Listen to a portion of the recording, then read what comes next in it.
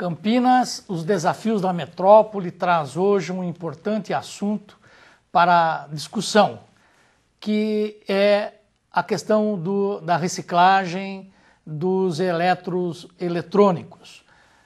Assunto esse que preocupa muito a comunidade e, inclusive, a comunidade acadêmica. Esse assunto importante porque tem na sua constituição elementos químicos que põem em risco a saúde humana e hoje, até hoje pelo menos, não existem regras claras para encaminhar esse resíduo, esse lixo perigoso. Começamos a ter agora a legislação específica e segmentos da comunidade, da indústria, do comércio que começam então a trabalhar essa questão. Para discutir esse assunto, nós trouxemos nesta oportunidade a minha extrema-direita, o empresário Carlos Alberto de Albuquerque Prado, da empresa Renove Recicle, que traz importantes informações sobre inovações tecnológicas na área desses resíduos. A minha extrema esquerda, a professora Ana Cláudia Seixas, da Engenharia Ambiental, que da mesma forma traz também importantes informações químicas, desses elementos químicos, de periculosidade, impactos. E a minha direita, próxima, a empresária, Flávia Schlenzinger, que é diretora executiva da empresa Ativo Digital, que traz importantes informações sobre esse novo negócio, né? Novas oportunidades atrelada a novas tecnologias, e vai nos contar como é que isso está acontecendo no mercado, como é que esses negócios estão sendo encaminhados e a importância disso para as nossas cidades, para a nossa indústria, para o nosso sistema produtivo. Para iniciar, eu gostaria de falar um pouco sobre a importância desse assunto. Os resíduos eletroeletrônicos de uso do nosso cotidiano, não é, como os celulares, TVs e outros aparelhos do gênero, trazem na sua constituição produtos químicos importantes para esses produtos, mas muito perigosos para a saúde das pessoas, como, por exemplo, o mercúrio, o cádmio, entre outros produtos. E hoje existe uma preocupação muito grande da sociedade, de uma forma geral, do mundo desenvolvido, em fazer alguma coisa no sentido de evitar que esses produtos sejam destinados de forma inadequada e acabem contaminando o meio ambiente e as pessoas, essencialmente, né? Então, para iniciar esse nosso debate, eu gostaria de perguntar à professora Ana Cláudia, da Engenharia Ambiental, como são esses produtos, como eles atuam e quais os cuidados que se deve ter na manipulação desses produtos. Muito obrigada pelo convite. E o que eu queria falar, né, os principais problemas que nós temos desses contaminantes ou desses metais pesados na sua constituição, né, nos eletrônicos, são metais pesados. E quando não manipulados adequadamente, eles são muito nocivos à nossa saúde, né?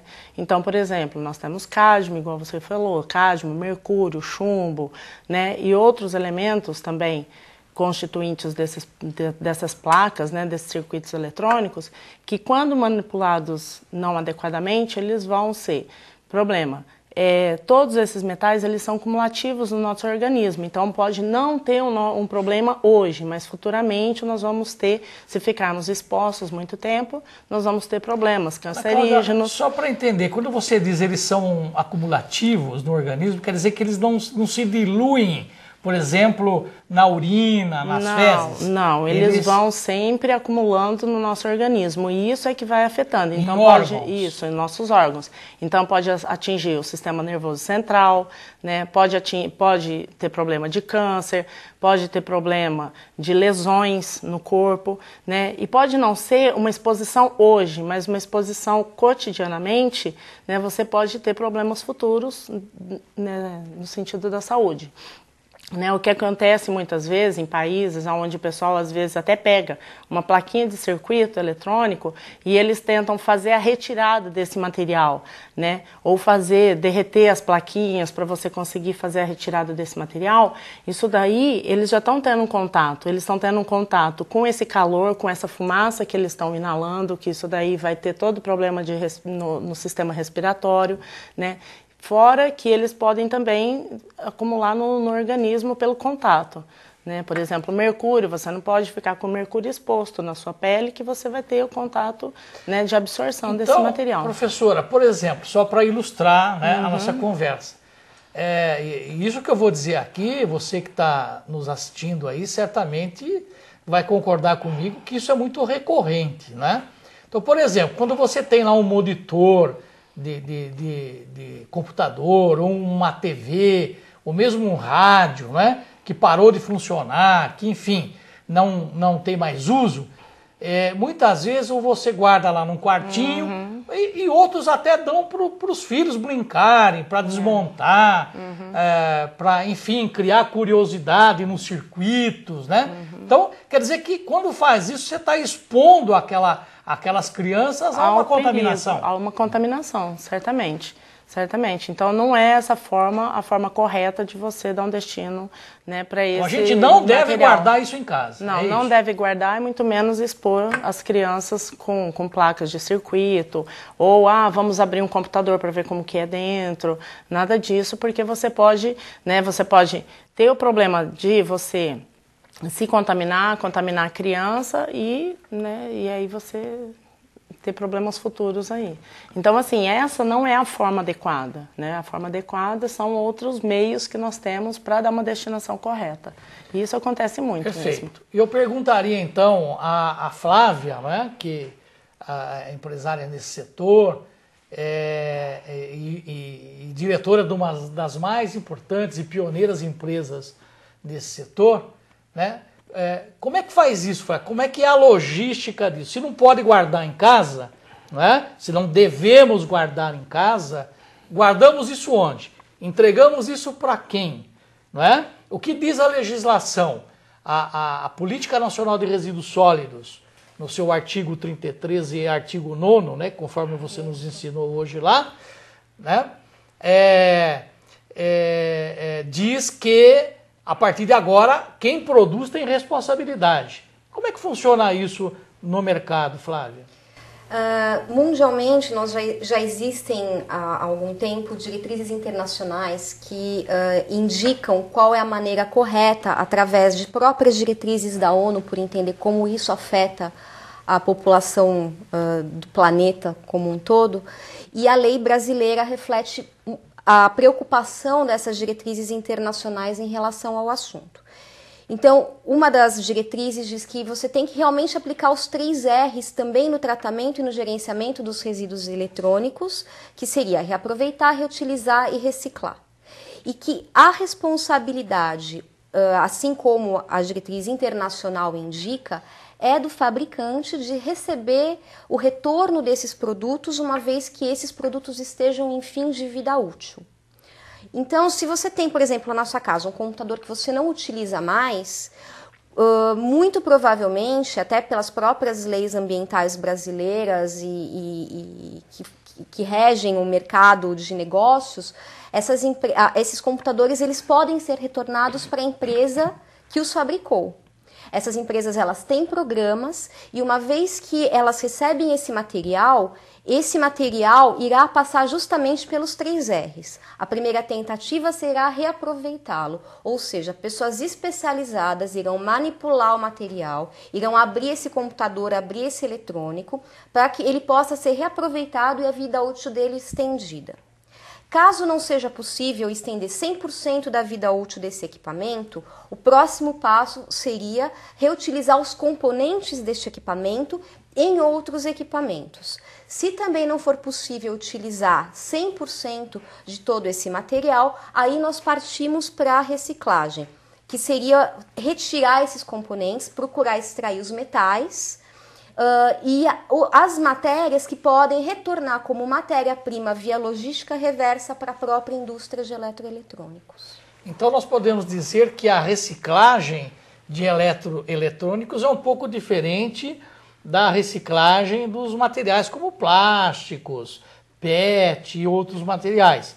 Reciclar eletroeletrônicos não é inicialmente desmontar o equipamento. Não. É tentar primeiro reutilizá-lo. É tentar reutilizá-lo. Em segundo momento, tentar reaproveitar os seus componentes. Exatamente. E se isso tudo não for possível, então desmontá-lo e aí então tentar fazer com que esses materiais retornem à matéria-prima inicial. Exatamente. São a aplicação efetiva dos 3 R's. Essas são as diretrizes internacionais publicadas e pesquisadas e acordadas pela ONU com os fabricantes mundialmente.